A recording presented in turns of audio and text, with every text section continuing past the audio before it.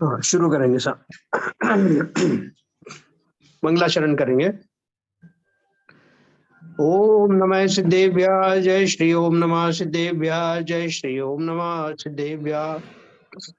मंगलम भगवान वीरो मंगलम गौतमो गणे मंगलम कुंद कुंदाद्यो जैन धर्मोस्तु मंगलम सर्व मंगल मांगल्यम सर्व कल्याण कारकम प्रधानम सर्वधर्माणां जैनम जयतु शासनम जैनम जयतु शासनम जैनम जयतु शासनम। मेरी आवाज आ रही? अब आ रही है, आपकी आवाज आ रही है। आपकी आवाज आ रही है। हाँ, मैंने आज ये लगाया नहीं है ईयर प्लग, तो भी आवाज अगर ठीक आ रही है तो वैसे ही बात करेंगे।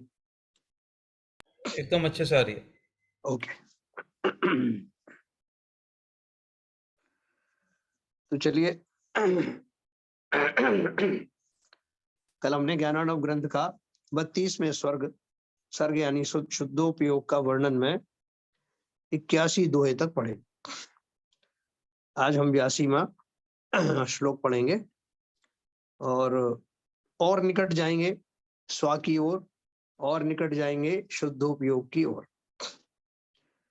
देखिए 82 नंबर का मैं पढ़ता हूँ आपको, तो अपने अपने हिसाब से उसको आप बड़ा कर लेना।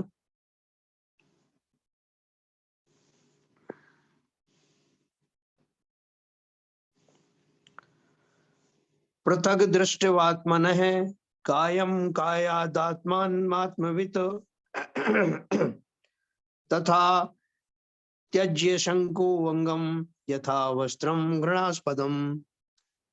आत्मा का जानने वाला ज्ञानी देह को आत्मा से भिन्न तथा आत्मा को देह से भिन्न देख कर ही निशंक होकर देह को त्याग देता है ना? जिसने आत्मा को जाना वो ज्ञानी, चूंकि वो मेरे काम की नहीं है, मुझसे अलग है ऐसा मान करके और पूर्ण श्रद्धा के साथ में देह से उसको अलग देख करके देह को त्याग देता है। अर्थ क्या है? त्याग, शरीर तो अभी भी लगा हुआ है ना। त्यागने का अर्थ क्या है? कि उसमें होने वाला जो ममत्व भाव था या एकत्व भाव था, उसका परित्याग तुरंत प्रभाव से कर देता है। उसको लगता ही नहीं कि मैं शरीर हूं, तो इसलिए उसका वो चला जाता है, निशंक होकर देह को त्यागता है। जैसे प्राकृत पुरुष जब वस्त्र मलिन होकर ग्लानि का स्थान होता है तब उस वस्त्र को निशंक हो छोड़ देता है, उसी प्रकार यह देह भी ग्लानि का स्थान है। इस कारण ज्ञानी को इसके त्यागने में कुछ भी शंका नहीं होती। देखो, दो तरह की बात लोग होते हैं कि जिनके वस्त्र बहुत मैले हो गए, लेकिन तब भी वो ना तो उनका मोह भंग होता उससे, ना वो बदलते, ना उनको छोड़ते। लेकिन दूसरी तरफ के जो ऐसे लोग हैं जिन्हें जरा भी उसके अंदर से स्मेल आने लगे या उनको लगने लगे बाहर से धूल दूषित हो गए हैं, तो तुरंत प्रभाव से उनको बदलने में कोई शंका नहीं रहती। जब तक शरीर से मोह था तब तक शरीर को अलग देखने का स्वप्न में भी चिंतन नहीं होता था। अरे शरीर को कैसे बदले? शरीर ही तो मैं हूं या शरीर मेरा है? इसलिए इस भाव के कारण से मैं शरीर के बदलने की कल्पना मात्र से सिहर जाता था। किसी ने बोला, भाई साहब ये आपका पुराना हो गया शरीर, इसको बदल दो। बोले ऐसे कैसे बदल दें? बोले अगर आपको मोक्ष जाना है या स्वर्ग जाना है तो आपका ये शरीर नहीं चलेगा, आपको दूसरा शरीर धारण करना पड़ेगा। तो अत्यंत मोह से ग्रस्त होने के कारण हम सब भले ही स्वर्ग में जाने की वांछा रखते हो, लेकिन कहेंगे क्या कि इसी शरीर के साथ जाऊंगा मैं, इसे बदलना नहीं चाहता। उनका अरे आपका जर्जर शरीर हो गया, कूड़ा हो गया, आपको एक अच्छा उत्तम शरीर मिलेगा। बोले नहीं नहीं, आपको अगर देना है तो स्वर्ग, तो इसी शरीर से जाना पसंद करो। आचार्य का कहने का सिद्धांत ये है कि जिन्हें वास्तव में ये भान हो गया है कि शरीर ना तो मैं हूं और ना ही शरीर मेरा है। ऐसा दृढ़ विश्वास होने के बाद में निशंक होकर के शरीर में होने वाला जो मोह है उसे ज्ञानी जन छोड़ देते। इस कारण ज्ञानी को इसके त्यागने में कुछ भी शंका नहीं होती है। जो समता में रहते हैं, जो जीव समाधि मरण करते हैं या जो धारण करते हैं, वो सब जो है जीव इसी भाव वाले तो होते हैं, इसलिए उनको किसी तरह की कोई शंका होती नहीं। अगला दोहा पढ़ेंगे अपन 83 नंबर का।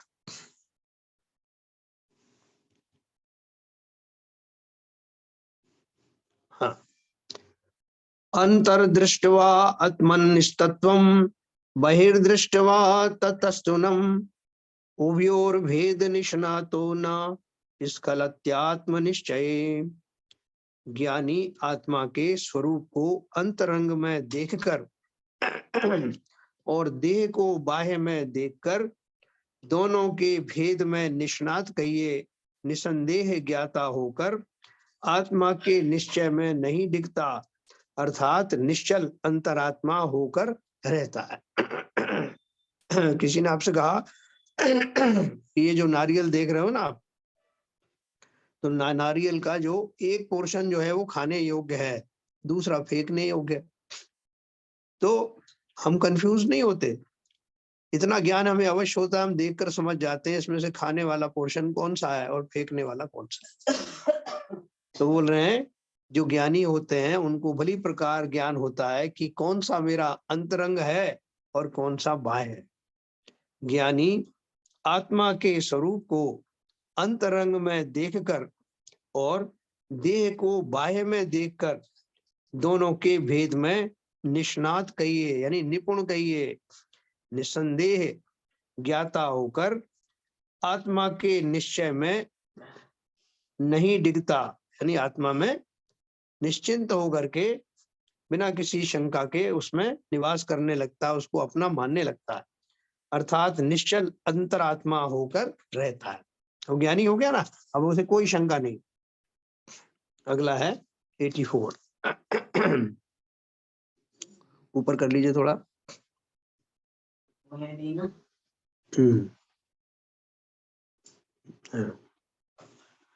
तर्क ये जगदुन्मत्तम प्रागुत्पन्नात्म निश्चय है पश्चालोष्टमिवाचष्टे तद दृढ़ाभ्यास वासित है। जिसको आत्मा का निश्चय हो गया है ऐसा ज्ञानी प्रथम तो इस जगत को उन्मत्तवत विचारता है, तत्पश्चात आत्मा का दृढ़ अभ्यास करके पाषाण के समान देखता है।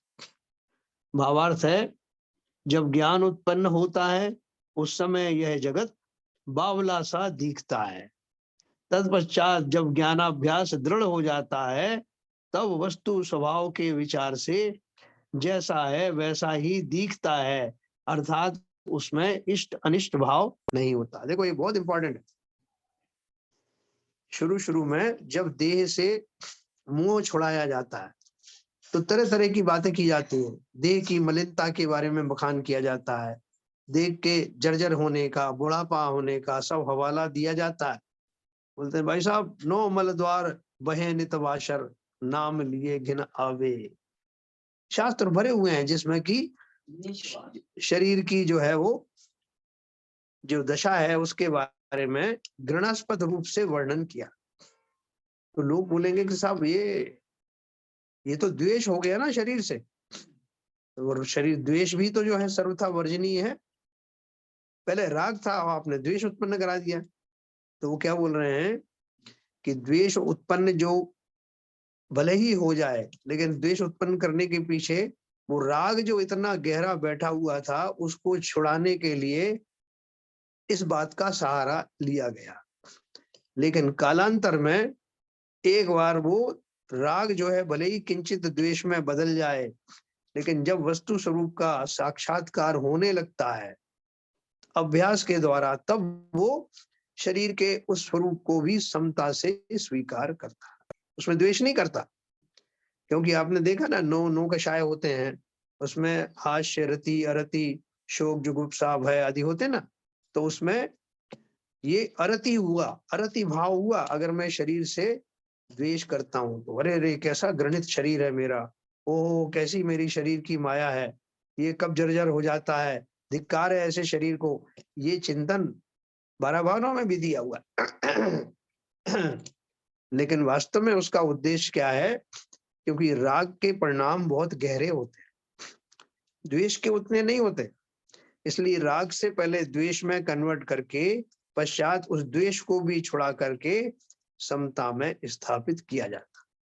फिर वो शरीर जैसा है वैसा ही मानता, ठीक है, स्वीकार्य है, शरीर की ये स्वभाव है, परमाणुओं से बना हुआ, स्कंदों से युक्त ये शरीर जैसा है वैसा है, रक्त जैसा होता है रक्त वैसा है, नासिका के जो तंतु जैसे बने हैं वो वैसे ही है, उनमें से होकर के जो भी मल आदि निकलता है वो भी उसका स्वभाव ही है।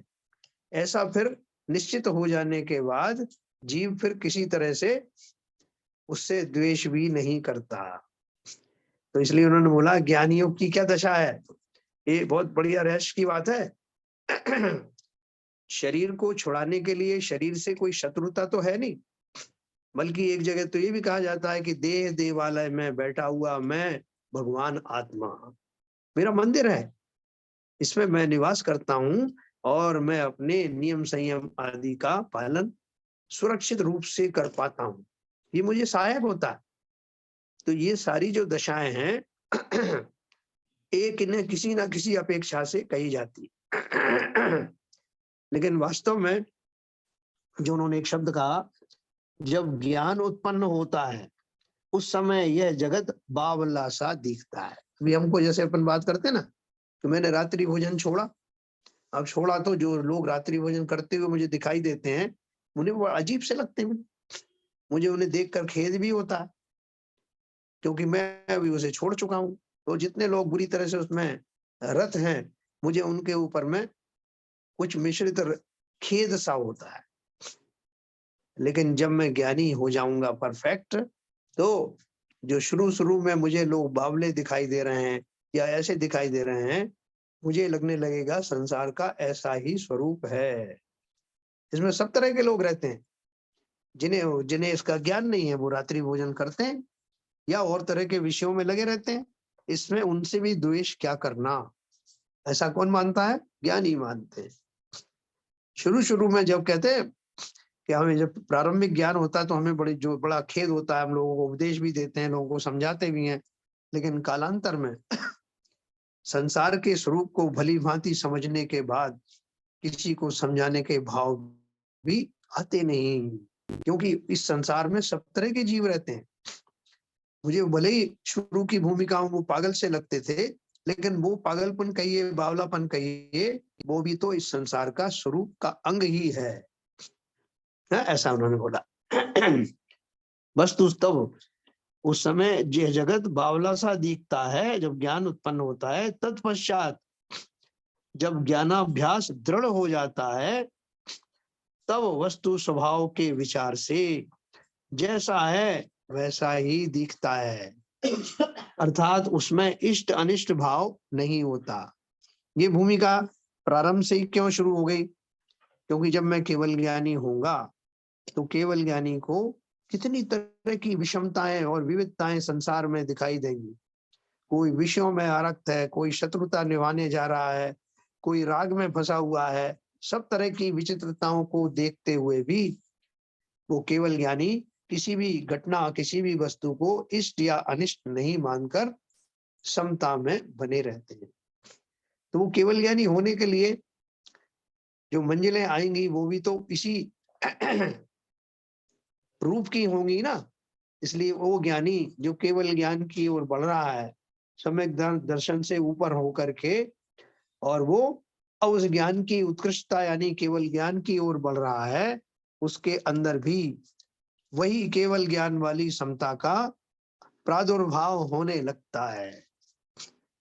इसलिए ये सब कंडीशन आती हैं, पहले क्या कंडीशन आएगी, फिर उसके बाद दूसरी क्या कंडीशन आएगी, तीसरी बार क्या आएगी, और जो समता है इष्ट अनिष्ट दोनों दशाओं में समभाव में जो बना रहना है वो क्यों बना रहता है? क्योंकि संसार में सभी प्रकार के जीव हैं, सबकी से अपनी अपनी मनोदशाएं हैं, सबकी अपनी अपनी आकांक्षाएं और उनका श्रद्धान है।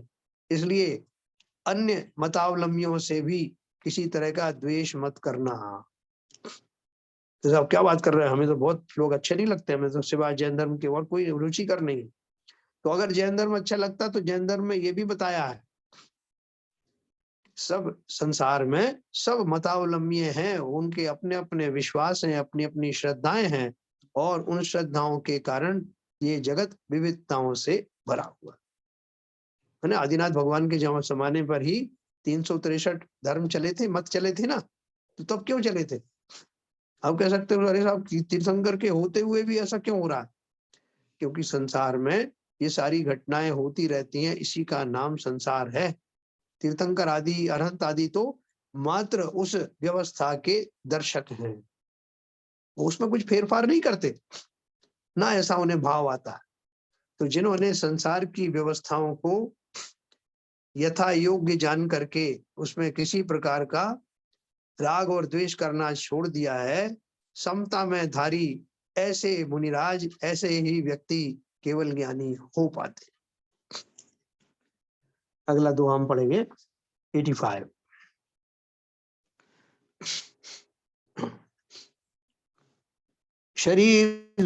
शरीरादिन्न महात्मानं शृण्वन्नपि वदन्नपि तावन्न मुच्यते यावन्न भेदाभ्यास निष्ठित है।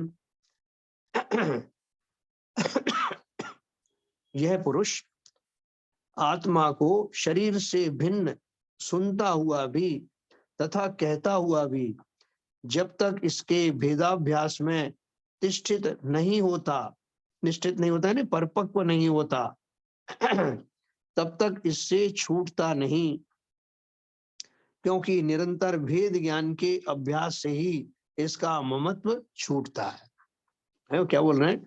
यह पुरुष आत्मा को शरीर से भिन्न सुनता हुआ भी तथा कहता हुआ भी, अपन कहते रहते ना, अपन एक दूसरे से कहते रहते भैया क्या रखा है संसार में, शरीर अपना नहीं है, कहते हैं, सुनते भी रहते हैं, लेकिन फिर भी हमारा मोह भंग तो हुआ नहीं।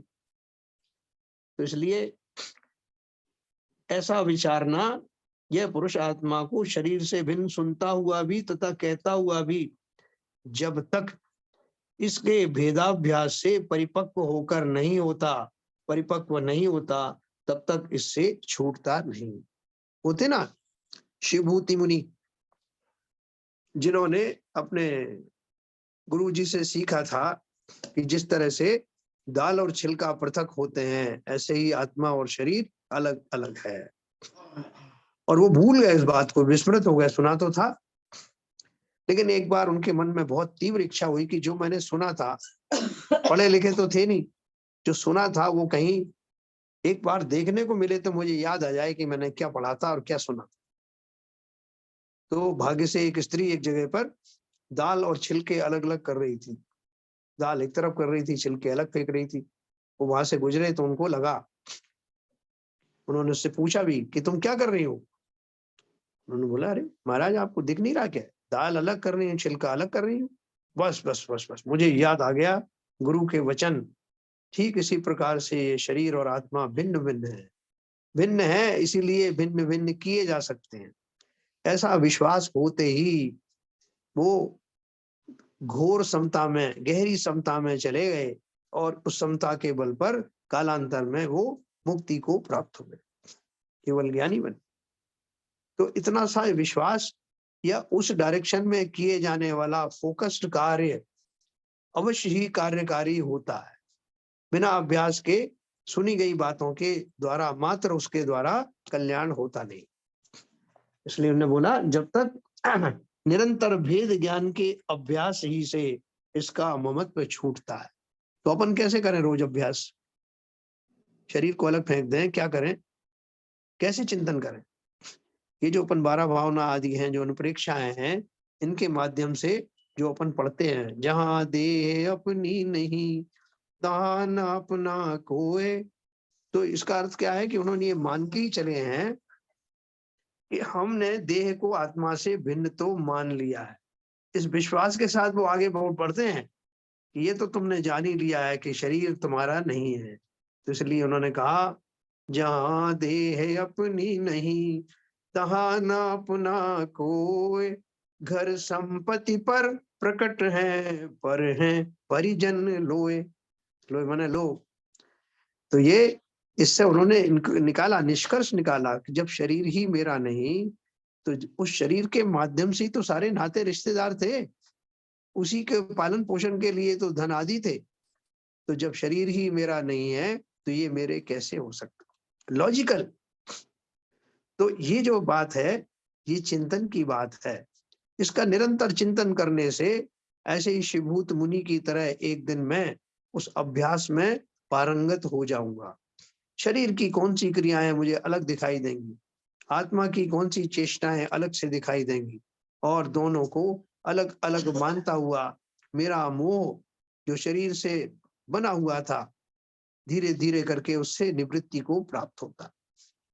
जब शरीर से ही मोह भंग हो गया तो शरीर से जुड़ी हुई जितनी भी सामग्रियां हैं, इंद्रिय भोग आदि हैं, उन सब का समापन अवश्य होता है। 86 नंबर पढ़ेंगे, थोड़ा ऊपर ले लीजिए। व्यक्तिरिक्तम तनोस्तु दद्भाव्य आत्मा आत्मा आत्मना आत्मनि स्वप्ने अप्यम यथा अभ्येति पुनर्नागेन संगीतम। आत्मा को आत्मा के ही द्वारा आत्मा में शरीर से भिन्न ऐसा विचारना कि जिससे फिर यह आत्मा स्वप्न में भी शरीर की संगति को प्राप्त ना हो।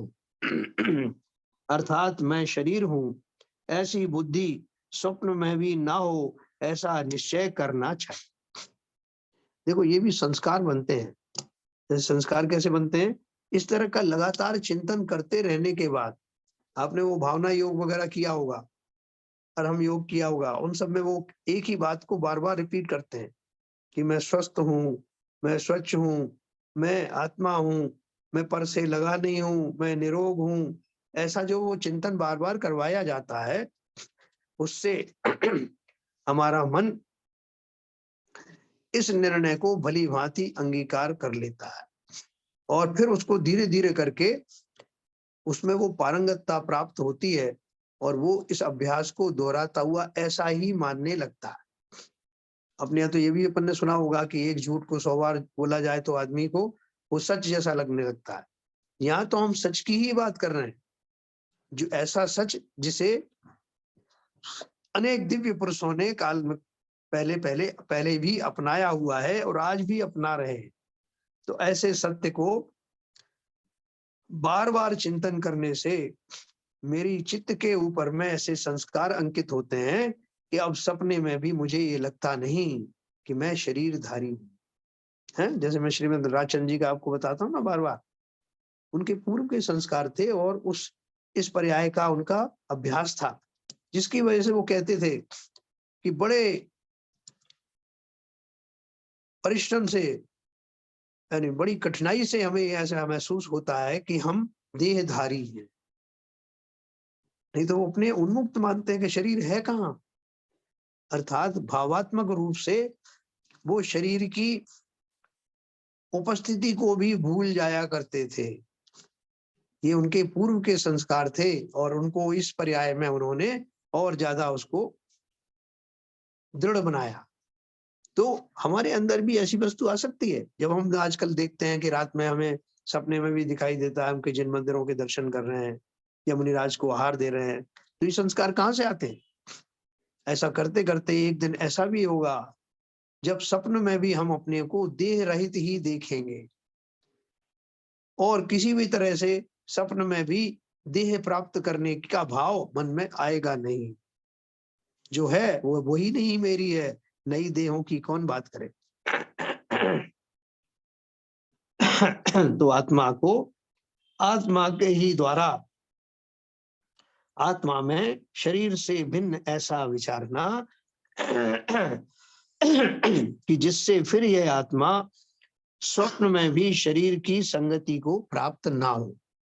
देखो एक और इसमें रहस्य की बात है, जितना मैं शरीर को अपना मानूंगा भाव से, चिंतन से और तरीके से, उतना उतना प्रकृति को सिग्नल जाएगा कि इस व्यक्ति को और देहें चाहिए, तो इंतजाम हो जाएगा मेरे लिए, अगली पर्यायों के लिए, नए नए शरीरों के लिए मेरी आयु बंद होगी। इसलिए ऐसा सिग्नल जाने मत देना। सिग्नल बराबर जाना कि मुझे इस देह की भी दरकार नहीं, बहुत शीघ्र मैं इस देह से मुक्त होकर के अशरीरी बनना चाहता हूँ। ऐसे भाव निरंतर उस लेवल तक आते रहे जिसमें कि वास्तविकता है, वास्तविक श्रद्धा पूर्वक। इस तरह से ये हमारा 86 नंबर का हुआ। मैं शरीर हूं ऐसी बुद्धि स्वप्न में भी ना हो, ऐसा निश्चय करना चाहिए। 87 थोड़ा सा ऊपर ले लीजिए।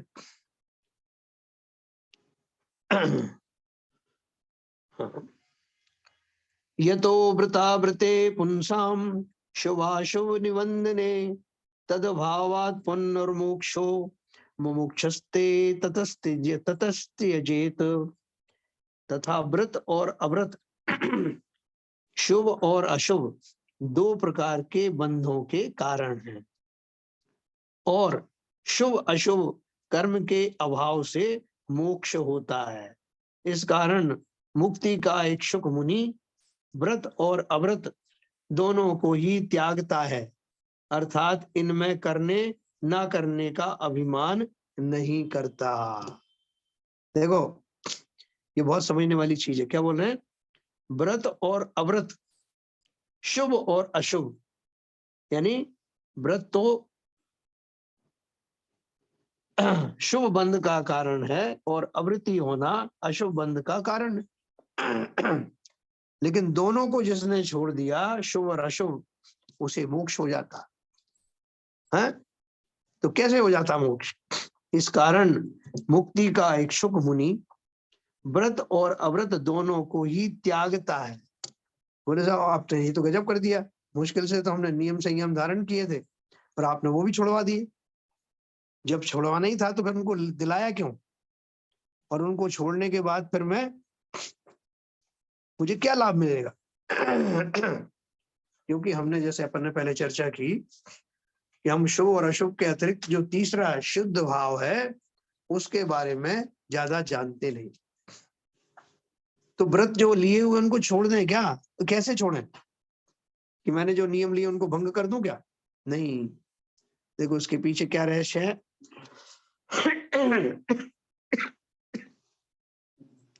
वो बोल रहे हैं उसके पीछे, इनमें करने का ना करने का, करने या ना करने का अभिमान नहीं करता। जो मैं व्रत करता हूं, व्रत नियम संयम करता हूं, ना करने वाले की तो बात ही छोड़ो। बात उसकी हो रही है जिसने शुभ भावों को भी छोड़ दिया, अशुभ से बच के शुभ में आया था, अब शुभ को छोड़ के कहां जाएगा? शुभ को छोड़ के अशुभ में न चला जाए। इसलिए अब जो उन्होंने उपदेश दिया कि ऐसा व्यक्ति जिसने शुभ और अशुभ का अंतर वास्तव में महसूस कर लिया है, अब वो अशुभ में तो जाने का प्रश्न ही नहीं, और शुभ अर्थात जो नियम संयम उसने धारण किए हैं उसमें जो उसको अहम भाव था, मैंने साहब ये नियम धारण किए हैं, मैंने 7वीं प्रतिमा का धारण कर लिया है, या मैं मुनि बन गया हूं और मुझे ये 28 मूल गुणों का पालन करना है, ऐसा प्रवृत्ति रूप संयम जो मैं करने का अहम भाव रखता हूं कि मैंने ये धारण किया है, मैं अशुभ में नहीं हूं, शुभ में बना हुआ हूं, और ये मुझे पुण्य आदि स्वर्गों में ले जाएगा, इस तरह का जो बैकग्राउंड में जो मेरे भाव बने रहते हैं उनका त्याग कर देता है। मैंने संयम आदि धारण किए नहीं है, संयम आदि अब धारण हो गए हैं, यानी मैं अब संयमी ही हो गया हूं, मैंने कुछ नहीं किया। मुझे जैसा जीवन चाहिए था, इस पर्याय में जो कुछ घटित होना था, जैसा मेरा स्वभाव होना चाहिए था, वो मेरा प्रकट हो गया। इसमें कोई अहम भाव नहीं, कोई अहंकार नहीं। ऐसा भाव का धारण करने वाला जो आत्मा के स्वरूप को निरंतर देखता हुआ कंपेयर कर रहा है कि मैं उन भावों के जैसा हो गया है, नहीं, उन भावों से युक्त हुआ कि नहीं, मैंने क्या नियम संयम लिए थे प्रवृत्ति रूप, वो तो उसे याद भी नहीं है, लेकिन उसके भाव संयम से बने हुए हैं, संयममय ही बने हुए हैं। खाली उसकी प्रवृत्तियां समाप्त हो गई, लेकिन स्वभाव निखर कर सामने आ गया, और उसका जीवन, उसे याद करने की जरूरत नहीं कि मेरा कौन सा अणुव्रत है या महाव्रत है, क्योंकि वो तो अब उसका एक स्वभाव का एक अंग बन गया। तो उसकी बात कर रहे हैं, इनमें करने ना करने का अभिमान नहीं करता। क्योंकि आपने पढ़ा होगा पहले के अपने शास्त्रों में पढ़ा कि बहुत सारे मुनि ऐसे होते हैं जिन्हें सम्यक दर्शन नहीं हुआ, भावलिंग धारण नहीं हुआ, लेकिन वो मुनिवत पूरी 28 मूल गुणों का पालन फिर भी करते नजर आते हैं। उसके पीछे कारण क्या है कि वो यह महसूस करते हैं कि मैं मुनि हूं, मुझे ये अवश्य करना चाहिए। अब मैं अहिंसा महाव्रत का पालन कर रहा हूं, अब मैं दूसरा सत्य महाव्रत का पालन कर रहा हूं। इस तरह का पालन करने का उनका भाव जो बना रहता है, प्रवृत्ति रूप बना रहता है। जिन्हें आत्मा का वास्तव में ज्ञान नहीं है, वो इसलिए ड्यूटी कर रहे हैं क्योंकि उन्होंने वो मुनि पना धारण किया। मुनि का स्वरूप वास्तविक स्वरूप में तो आए नहीं, लेकिन नियम संयम में ढील भी नहीं कर रहे हैं, तब भी क्योंकि वो उसको इस रूप में पालन कर रहे हैं कि मुझे पालन करना पड़ेगा क्योंकि मैं मुनि हूं। तो वास्तव में अपने स्वभाव के नजदीक वो जा नहीं पाते, इसलिए वो शुद्धोपयोग में कभी प्रविष्ट होते नहीं। हाँ, जो कुछ नियम संयम पालन हो रहा है उसके अनुरूप उनको शुभोपयोग का लाभ अर्थात पुण्य आदि का बंध तो होता रहेगा, लेकिन मुक्ति प्राप्त कभी होगी नहीं। इसलिए इस रहस्य को समझना, इसलिए पुण्य की आकांक्षा में धर्म मत करना, क्योंकि एक दिन ये पुण्य भी छोड़ना ही पड़ेगा। जब तक पाप और पुण्य का एक भी कण मौजूद है, सत्ता में मौजूद है, तब तक जीव को मोक्ष हो नहीं सकता। इसलिए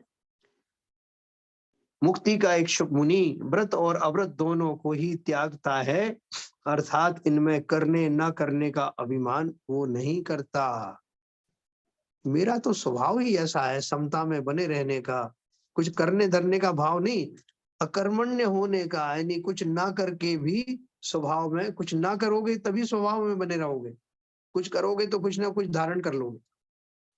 लेकिन हम उस अकर्मण्यता को, अकर्ता होने को भली भांति समझ नहीं पाते।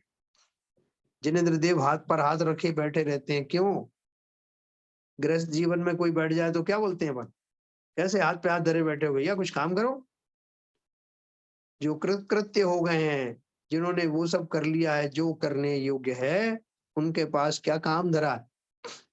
एक ही काम है, स्व को निहारना, स्व के स्वरूप का रसास्वादन करना, जो वो कर रहे हैं। 88 पढ़ेंगे। थोड़ा ऊपर ले लीजिए। प्राग संयम मुत्सृज्य संयमे कर्तो भवेत, ततो अपि विरमेत प्राप्य सम्यक ज्ञात्मन्यवस्थितम। व्रत अव्रत का त्यागना कहा है, सो इस प्रकार त्यागे कि प्रथम तो असंयम को छोड़ संयम में रख दो। यानी स्टेप है ना इसकी, अशुभ को छोड़ करके आप शुभ में आते हैं, असंयमी होकर के पहले संयम में आए। तत्पश्चात सम्यक प्रकार से आत्मा में अवस्थिति को प्राप्त होकर उस संयम में भी विरक्त हो जावे, अर्थात संयम का ममत्व या अभिमान ना रखे। तो ऐसा मेरा संयम डिग जाएगा, मेरा संयम चला जाएगा, मुझे आप कहाँ ले जा रहे हो? लेकिन जिनका संयम अब उनका स्वभाव बन गया है, उन्हें आप कहीं भी ले जाइए। जैसे कि कुंदाचार्य जब अपने विदेश क्षेत्र में गए तो उनसे कहा गया कि महाराज बहुत दिन से भोजन नहीं किए आपने, भोजन करिए। तो उन्होंने कहा भोजन किसको करना है? बोले अरे आपको करना है ना, आप शरीरधारी हो। तो उन्होंने सोचा कि अरे शरीरधारी तो मैं हूं, मगर मैं कहाँ का रहने वाला हूँ? बोले आप जो है वो आर्यखंड के रहने वाले हो, भरत क्षेत्र के आर्यखंड के। बोले ओ उस समय, इस समय तो वहां रात्रि हो रही होगी और मैं तो वहीं का निवासी हूँ, मैं भोजन कैसे ग्रहण कर सकता हूँ? उन्होंने कहा चलो ठीक है, अब रात्रि हो गई वहां। तो बोले महाराज वहां तो अभी दिन हो रहा है ना, जहाँ के आप हैं। बोले मगर यहाँ तो साक्षात रात्रि है ना, यहाँ कैसे भोजन होगा? ऐसा निष्प्रय भाव धारण करने वाले जीवों को ज्यादा मेहनत नहीं करनी पड़ती, उनकी प्रकृति ही ऐसी बन जाती है कि उन्हें विषयों की लालसा तो है ही नहीं, संयम आदि का भी कोई घमंड अहंकार होता नहीं, विचारना नहीं पड़ता कि मेरा कौन सा नियम भंग हो जाएगा, ये क्या हो जाए। स्वभाव रूप से उनके अंदर ऐसे भाव जागृत होते हैं। तो देखिए उन्होंने वो इसकी स्टेप बताई है कि पहले पाप से मुक्त होकर के शुभ भावों में आए और शुभ भाव को भी छोड़ करके जो संयम आदि वाले जो भाव उनको भी छोड़कर स्व में स्थापित हो। जिसके लिए वो संयम धारण किए थे वो किस लिए किए थे? इसलिए किए थे कि मैं अपने स्वभाव में आ जाऊं। इसलिए नियम संयम आदि भी, व्रत उपवास आदि भी साधन हैं, साध्य नहीं है। उन साधनों को मैंने अपनाया, वो साधन मेरे लक्ष्य नहीं थे। तो इस तरह से संयम का ममत्व व अभिमान भी न रखे। 89 नंबर का पढ़ेंगे।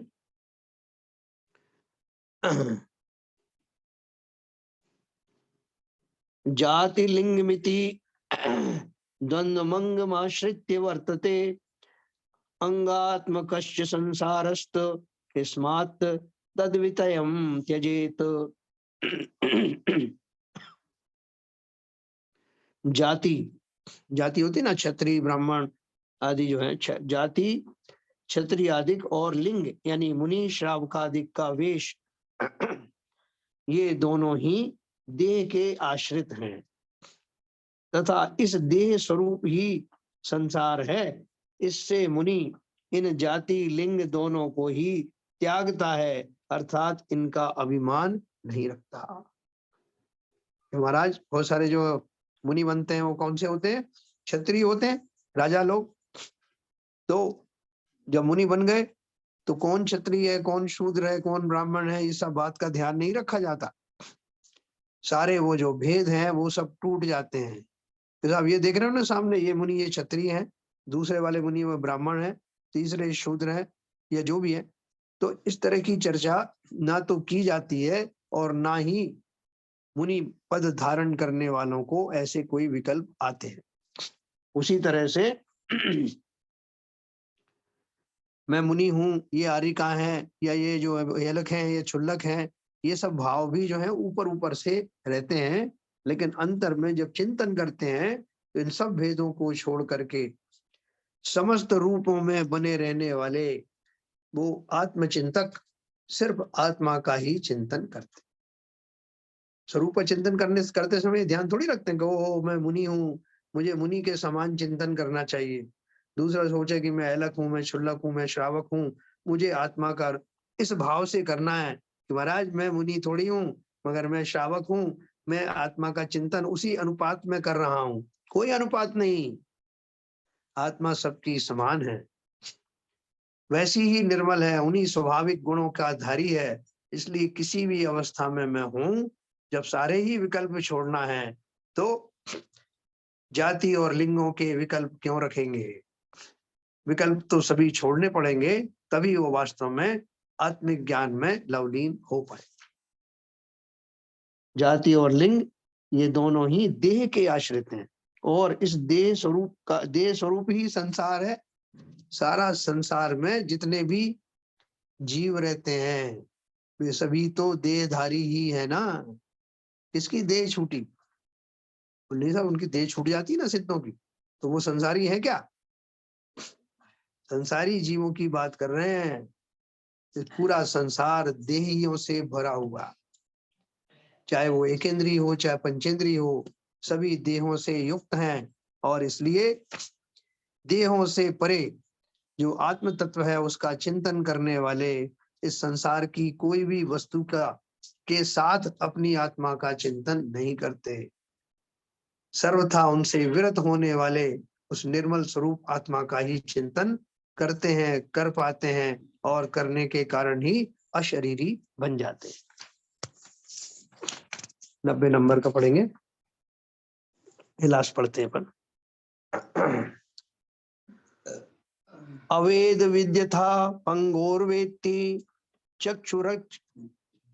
चक्षुरचक्षुषी अंगे अपि च तथा वेत्ति संयोगाद दृश्यमात्मनः। जिस प्रकार अंधे के कंधे पर पांगुला यानी लंगड़ा चढ़कर चलता है, उनका भेद न जानने वाला कोई पुरुष पंगु के नेत्रों को अंधे के नेत्र जानता है, उसी प्रकार आत्मा और देह का संयोग है।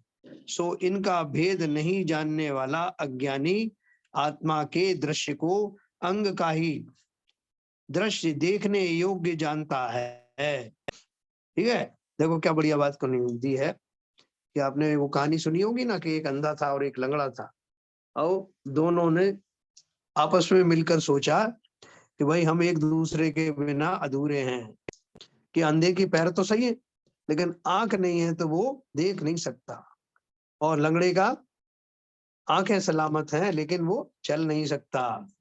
तो उन्होंने विचार करके बोला कि अंधे के ऊपर में लंगड़ा बैठ गया, उसके कंधे पर सवार हो गया, और देखने वालों ने, पहले तो वो बहुरूपिया भी बनते थे ना लोग, तो एक बड़ा सा चोगा पहन लेते थे जिसमें वो ऊपर का वो लंगड़ा वाला पुरुष है उसके हाथ आंखें और हाथ पैर दिखाई देते थे, नीचे वाला जो अंधा है उसका वो ढक जाता था। तो लोग ऐसा महसूस करते थे कि ये जो ऊपर लंगड़ा बैठा है यही तो नीचे से ऊपर तक पूरा पुरुष है, और वो अंधे को अलग से देख भी नहीं पाते थे। तो इस पूरे संपूर्ण पुरुष की आंखें यही हैं। कौन कहता है कि अंधा है, कौन कहता है कि लंगड़ा है? उन्हें मालूम नहीं कि ये दोनों का समावेश होने के कारण अंधे और लंगड़े चल रहे हैं। तो बोल रहे हैं उनका भेद ना जानने वाला कोई पुरुष पंगु के नेत्रों को अंधे के नेत्र जानता है। कि जो अंधा नीचे है ना खड़ा हुआ, वो यही है और उसकी आंख दिख रही है। उसी प्रकार आत्मा और देह का संयोग है, सो इनका भेद नहीं जानने वाला अज्ञानी आत्मा के दृश्य को अंग का ही दृश्य जानता है ना। देखने वाला कौन है? आत्मा और शरीर में से कौन देखता है? देखता तो आत्मा ही है ना, उसी को सब दृश्यमान है, उसी को ज्ञान है। लेकिन भ्रम ऐसा हो जाता है कि शरीर में दिखने वाली जो आंखें जो हैं यही वास्तव में सब कुछ देख रही। आत्मा को किसने देखा? तो जिस तरह वहां मैंने आपको बहुरूपीय का उदाहरण किया, जैसे वहां हम मति भ्रम हो जाते हैं, उसी प्रकार से शरीरों के माध्यम से सामान्य जन शरीरों को ही आत्मा मानते हैं, शरीर के द्वारा ही सब कुछ क्रियाएं होना मानते हैं, शरीर को ही ज्ञान होना मानते हैं। लेकिन बुद्धिमान इस रहस्य को भली भांति जानते हैं। इंद्रियों और शरीर के द्वारा यानी स्पर्शन इंद्रिय के द्वारा ग्रहण किए हुए ये सारी सामग्रियां, ये दृश्यमान वस्तुएं, वास्तव में इनका ज्ञान सिर्फ आत्मा को ही होता है। क्योंकि शरीर तो मुर्दा है ना, वो क्या ज्ञान रखता है? तो इस प्रकार से इन उदाहरणों के माध्यम से हम सबको सतर्क होकर के एक आत्मा में ही स्थिर होना है, आत्मा को ही अपना केंद्र बिंदु मान करके समस्त प्रकार के जो भ्रम है, जो शरीर के माध्यम से बने हुए हैं, अब मैं ज्ञानी हो गया हूं इसलिए मैं किंचित भी भ्रमित नहीं होऊंगा। इस विश्वास के साथ और निरंतर अभ्यास के जोर पर, अभ्यास किसका करना है? अशुभ से हटकर शुभ का और शुभ से हट करके शुद्धोपयोग का। ऐसा जो सिलसिला है, ऐसा जो क्रम है, उस क्रम को अपने जीवन में अपनाएं। और जरूरी नहीं कि हम हर एक क्रम में उतनी देर तक बने रहें, उन स्टेजेस पर, जितना जल्दी हो सके। जैसा मुझे तो जल्दी बताओ आप, मुझे ज्यादा देर रुकना नहीं है, जो स्टेप बताई हैं वो स्टेप अपने आप आती हैं बीच में, उनको पढ़ने के लिए नहीं। क्योंकि साहब आपने बताया था ना, अभी अशुभ से मैं शुभ में आऊंगा, थोड़े दिन शुभ में रहूंगा, अच्छी तरह से जब सोच शुभ में रह लूंगा, पुण्य आदि का भोग कर लूंगा, तब उसके बाद में मैं शुभोपयोग का सोचूंगा, शुद्धोपयोग का सोचूंगा। ऐसा नहीं है, ये क्रम रास्ते में आते हैं, लेकिन तुरंत भी हो सकते हैं। जैसे पानी से आपको भाप बनाना है, तो पानी को उसका बॉइलिंग पॉइंट आना चाहिए, तो बॉइलिंग पॉइंट आप जल्दी भी ला सकते हैं ना, उतनी ज्यादा हीट दे सकते हैं, आएगा तो उसी स्टेज के बाद में। या बर्फ है तो बर्फ पहले पिघलेगी, फिर पानी बनेगा, पानी से वाष्प बनेगा, एक क्रम तो पड़ेगा, लेकिन उस क्रम में हम तीव्रता ला सकते हैं। हम सब ऐसे जीव हैं जिन्हें ये रहस्य अब धीरे धीरे समझ में आने लगा है, और बहुत शीघ्र ही हम शुद्धोपयोग वाली श्रेणी में खड़े होने वाले हैं। कम से कम हमारे संस्कार तो ऐसे होंगे ना। शुद्धोपयोग का जो हमारा उद्देश्य है उसको प्राप्त करने के लिए हम अभी जिन ध्यानों से होके गुजरेंगे, वो हमें उसमें, हमें हमारे अंदर साहस भर देगा, हमें उस ओर जाने के लिए विवश कर देगा। तो बहुत शीघ्र अपने इन भावों में निखार लाएं। उसके लिए होता तो सब सहज में ही है, लेकिन उस सहजता के लिए मुझे जितना सहज और सरल बनना है, उसके उपाय मुझे आज से और अभी से करना है। हम सबके जीवन में घटित हो, इसी भाव के साथ आज की बात समाप्त करते हैं। किसी का कोई प्रश्न हो तो पूछें। एक प्रश्न है। हाँ आपने एक दोहे में एक बात कही, जी। इस देह को अपना आत्मा का देहालय समझो, हाँ और उसी देह को आपने बोला ये मलिन है, ये 9 द्वार है, इतना मल भरा हुआ है। हाँ, तो इन दोनों का आप सामंजस्य कैसे बिठाएंगे, इसकी जरा विवेचना करेंगे। ये तो अपन ने शुरू में यही बात की थी। हाँ, एक सेकंड, मैंने ये कौन सा पढ़ा था ये वाला। देखो, अपन ने सबसे पहले यही तो चर्चा की थी। मैंने अपनी तरफ से ही प्रश्न दागा था कि कभी तो आप इस देह को इतना मलिन बताते हो, और उसके 9 मल द्वारों की आप जो है चर्चा करते हो, और कभी ये बोलते हो कि देह देवालय है, इसमें मैं रहता हूँ, ये मेरा मंदिर है। तो ये ऐसी पृथक पृथक और विपरीत बातें क्यों की जाती? ये नहीं, विभिन्न बात मैंने, जाती है, वो तो बात सही है, हाँ, मगर इन दोनों का सामंजस्य, जैसे ये कमल में कीचड़ वाली बात, कीचड़ में कमल, हाँ कीचड़ में कमल वाली बात, हाँ, तो इनको वही है। देखो, सामंजस्य क्या कहलाता है कि जैसे कि मान लीजिए कि कोई व्यक्ति किसी का बहुत ज्यादा मित्र बन रहा है, और वास्तव में वो उसका शत्रु था, उसे मालूम नहीं, तो उसका वो जो भ्रम छुड़ाने के लिए, क्योंकि उसका नुकसान हो रहा था, उसको वो मित्र माने बैठा था, जबकि वो अंदर ही अंदर उसको जो है घात कर रहा था, तो उसके किसी हितैषी ने उसको समझाया, और बहुत सारे उदाहरण दे करके समझाया कि भैया जैसे तू अपना मित्र मान रहा है, वो वास्तव में तुम्हारा नुकसान कर रहा है। बोले, अरे कैसे नुकसान कर रहा है? तो उन्होंने बहुत सारे उदाहरण बताए, बहुत सारे उदाहरणों के माध्यम से, घटनाओं के माध्यम से उसे नक्की कर दिया कि वास्तव में ये तुम्हारा शत्रु ही था। तो शत्रु था तो उसको किस लिए बताया? क्योंकि वो उसे उसका मोह भंग वहां से कराना था।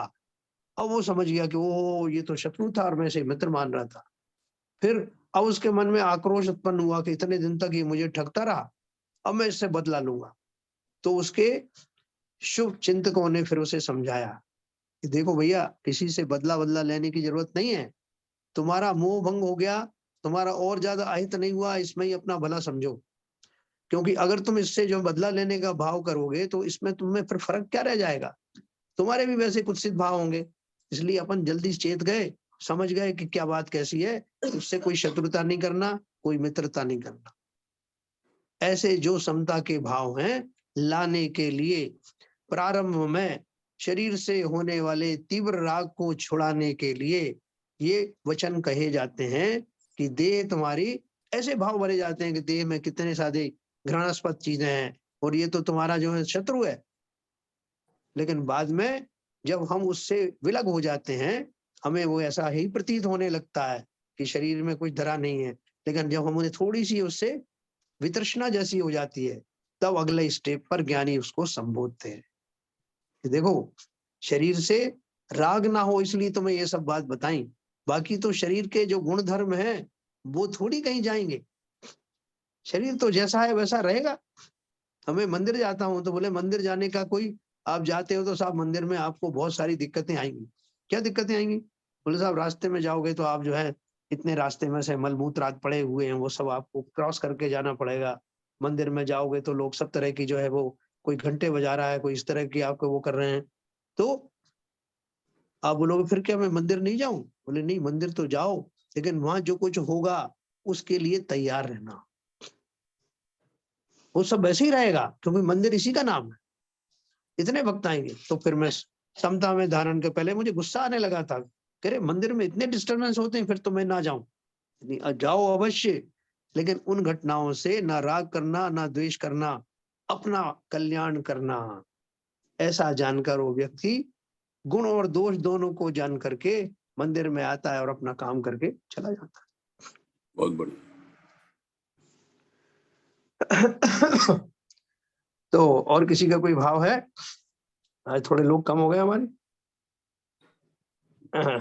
ऐसा ही है, कभी कभी सीजनल होता है। क्या बाबू जी, ठीक लग रहा है? बिल्कुल ठीक है साहब, बिल्कुल ठीक है, बहुत बढ़िया। तो बहुत हाँ बहुत बढ़िया तरीके से समझाया अभी जो बताया आपने, जी, जस्ट अभी जो बताया था। हाँ राग और द्वेष का, जी, द्वेष को समता में लाने के लिए देवालय बता देते हैं उसे। बिल्कुल बिल्कुल बिल्कुल। और वो है भी देवालय ही है, क्योंकि जब मैं साधना करता हूँ पर संयम आदि करता हूँ तो शरीर के पूर्वक ही तो करता हूँ। दूध गर्म करने के लिए से मुनिराज उदाहरण देते हैं ना, दूध गर्म करने के लिए एक पतीले की आवश्यकता होती है। डायरेक्ट तो आप दूध उस पर रख नहीं सकते गैस के ऊपर। तो उसी तरह से मेरे संयम का एक उपकरण है, लेकिन उपकरण को उपकरण ही मानना, सही बात, उसको बिल्कुल सही। उसी रूप में मानिए। हाँ बहुत सही, बहुत सही, वेरी गुड। तो चलिए, समय हो गया। यहाँ पर ललित जी हैं, ललित जी हैं क्या उधर? आज आ ही नहीं रहा। अच्छा, जरा कोई पढ़िए जरा। चलिए। तुम्हारी स्तुति। हाँ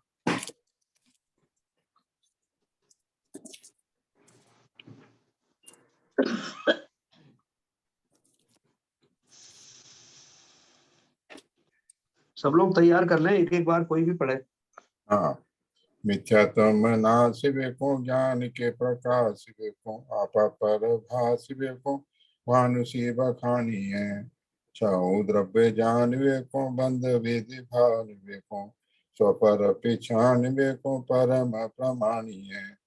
अनुभव जता बताए वेको, दिय के जताए वेको, काहू न सताए वेको, भव्य न आनी है। जहाँ तहाँ तार वेको, पार के उतार वेको, सुख विस्तार वेको, यही जिनवाणी है। हे जिनवाणी भारती, तो जबों जिनलैन, जो तेरी शरणागत सो पावे सुख चैन।